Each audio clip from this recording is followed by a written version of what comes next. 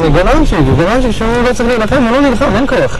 אבל כשיש שם להילחם, נלחמים, כי זה פשוט לא נורמלי, זה לא יכול להיות שהכלבים האלה שהם כאלה נשיפות, הורגים ילדים, זה לא נורמלי. הכירו את המלאך המושיע של הפיטבולים והרוטוויילרים בישראל, יובל מנדלוביץ'. ואולי אנשים מכירים את הפיטבולים ואת האמסטפים ככלבי קרבות, כי זה ככה הם מוצגים. אני מכיר אותם יותר ככלבי מיטות, יותר ככלבי בית. זה מה שרוצים לעשות הכי טוב, מה שאתם רואים. יובל משקם כלבים המוגדרים מסוכנים שעברו התעללויות והשתתפו בין היתר בקרבות כלבים. לדבריו גם הכלב שאומן להיות אכזרי ביותר יכול לחזור להיות פודל. זה מודו, הגיע מקרבות, הגיע מתעללויות, אפשר לראות את הסימנים, את הסימני ברזלים שהיו לו את הסימני ברזלים שהיו לו הצבא, וברזל שהיה תבוא לו בתוך הרום ואנחנו צריכים להוריד לו אותו לאט. הצפונית היא בת 8 חודשים, פיטבולית שהתעללו בה והריבו אותה וקראו לה את כל הצבא.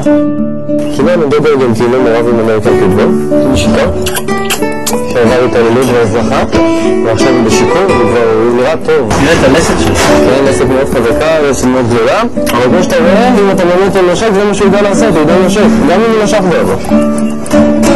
החוק להחזקת כלבים מסוכנים שנכנס לתוקף ב-2004 ואוסר לייבא ולהרבות כלבים כאלה לא מקובל על יובל. הכל לטענתו עניין של תדמית. נמשכת פעם? המון, אז מה?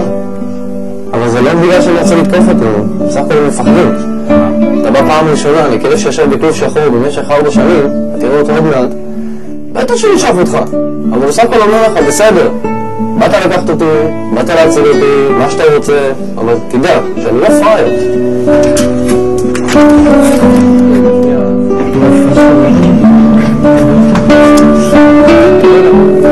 זאת איתוי.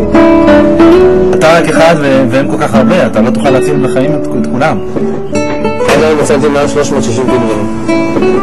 אפשר לעשות המון, גם בן אדם אחד יכול לעשות המון. אבל אנחנו בגדול כל החבר'ה שלנו שאנחנו עובדים עם זה, כן, אנחנו לבד.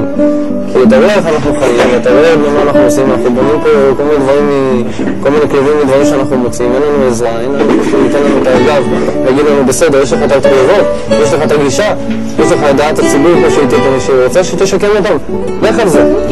איפה האנשים האלה? בינתיים הממסד לא משתכנע ויובל נשאר לבד עם 14 כלבים בדירת 2 חדרים עם חצר קטנה. מציל את מישהו רק יכול. אוקיי, אני לא מרגיש שזה לוחם גדול, אני לא מרגיש שום דבר שקשור לעצמי. אני מרגיש את הכאב שלהם. אני מרגיש את הכאב שלהם וזה לא באשמתם. זה לא יכול להיות שבמרחק מדינה של 11 שעות טיסה מפה בקנדה משתמשים בכל מיני כלבים כאלה לתרפיה של אוטיסטים ומפגרים ופה עושים להם פולסה דמירה. זה לא יכול להיות, זה לא הגיוני.